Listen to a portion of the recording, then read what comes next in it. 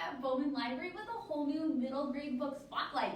So it is our last week of summer reading. How crazy is that? We started all the way back in June. It is now our last week, and our final theme for this week is Tales That Inspire. We're going to take a look at some books that are hopefully maybe going to inspire you to maybe think differently or to try something maybe you have wanted to try, but you've just been too maybe a little afraid to do it, or maybe you're going to branch out and become even super passionate about something. So we have 6 books that hopefully might start you on your little inspiration kick as we enter into this new school year. So let's take a look. Let's get started. This one is Me and Marvin Gardens by A.S. King. So Obie is 11 years old and he lives on his family's farm in Pennsylvania, but things are quickly changing. What used to be his family's land, they've had to sell a good bit of it off to some developers, and it's being turned into this huge housing development. And Obie's having a really hard time with all of this change.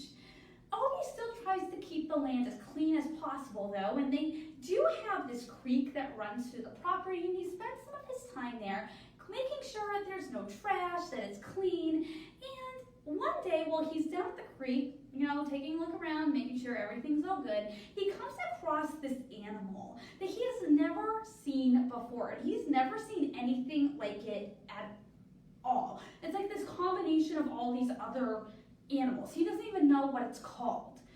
So, as he's watching this animal, then he realizes this animal even does something even weirder. This animal eats plastic. That is what this animal lives off of, plastic. So he decides he's going to keep this animal secret, and he names him Marvin Gardens. And he and Marvin Gardens, they're trying to feel each other out. And, again, Obie's keeping him a secret. But when people in the neighborhood start to encroach on this area and they start to potentially endanger Marvin Gardens, it's going to be up to Obie to take a stand and do what he needs to in order to keep Marvin Gardens safe, but also to keep their property safe as well. This is Me and Marvin Gardens. The Hero Next Door. So this is a collection filled with a variety of short stories, which are all about everyday heroes and people that you may even have in your life on a daily basis. There are stories inspired from friends to grandparents to teachers, to just name a few.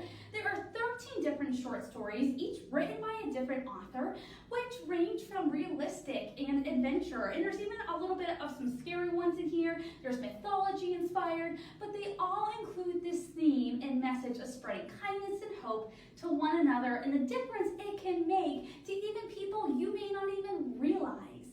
Every person can make a difference and be a hero. You don't need to have superhero powers in order for that to happen. And The Hero Next Door is one that will fill you with that message. This is The Hero Next Door.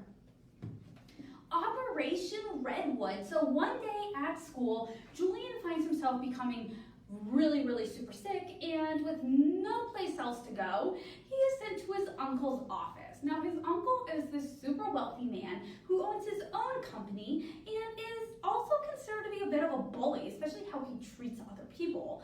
While he's in his uncle's office, Julian reads this email that is sent to his uncle from this person named Robin. And he calls his uncle a jerk and a moron, and Julian has so many questions, especially he wants to know what's up with this Robin person. So Julian does, I think, maybe what he shouldn't have done, but he emails Robin back from his uncle's account. And soon they start writing and emailing back and forth to each other. Julian ends up learning that Robin is super upset because his family lives next door to a forest of redwoods, and his uncle is getting ready to cut them all down in order to build a new factory. So Julian decides he's going to help Robin to do whatever he can to save this forest, even if that means standing up to his mean uncle. This is all about finding a passion in something that you believe in. Operation Redwood.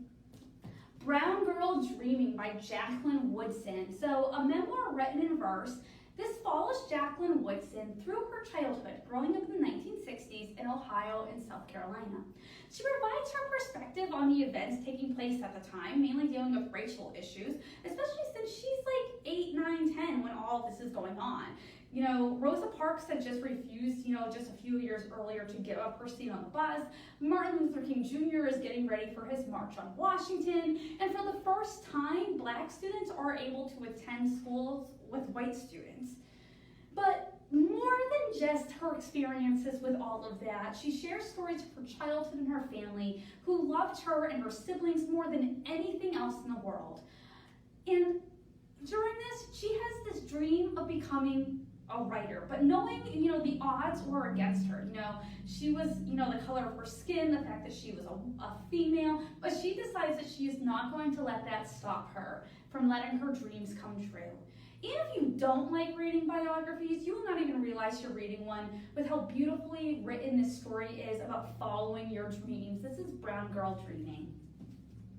Rising Above. So this book takes a look at 11 different female athletes and how they have changed their sport as well as the lives of others. So each of them have their own stories to tell and hurdles that they have had to overcome to get where they are today. Looking at individuals from Simone Biles, Serena Williams, Elena Delle Donne, to Wilma Rudolph and Bethany Hamilton, you will be inspired to not let anything stop you from accomplishing whatever your dreams are and reaching your goals, and to let you always think big. And it doesn't have to be in sports. You can think big in whatever you want to do.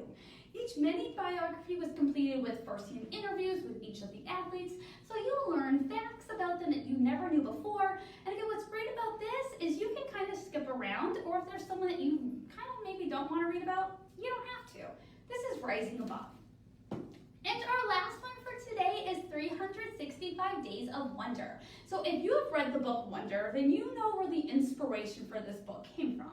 If you have not, though, and I highly recommend that you do pick up the book Wonder, you can still be inspired and uplifted all the same. So in this book, there are 365, one for each day of the year, what are called precepts, or they're like quotes or sayings. They can be from famous people to people that you just meet on the street. These are sayings and quotes that provide insight, courage, inspiration, positive thinking, and ways to live your life. There is something for everyone, and each one will touch and read each individual in a variety of ways. But you need something to pick you up when you are having kind of a down day or even a down moment. This will do the job and will help uplift you. This is 365 Days of Wonder. So these are just 6 of the books that we have here at the library that are tales of inspiration.